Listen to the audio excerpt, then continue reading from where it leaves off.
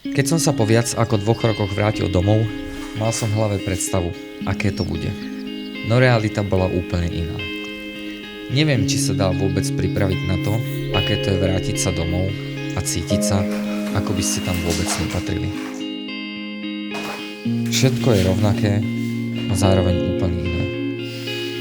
Ľudia pokračujú bez vás, život pokračuje bez vás.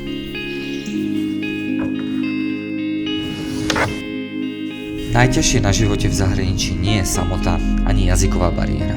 Je to vina. Vina z toho, že prídete o narodeniny, o obyčajné večery s rodinou, či posledné s Bohom.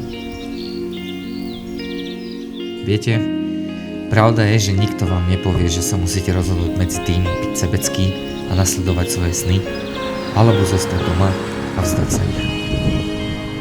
A akokoľvek sa rozhodnete, vždy niečo stratíte.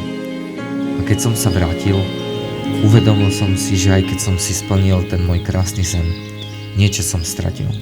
A to niečo, bohužiaľ už nikdy nezískam späť.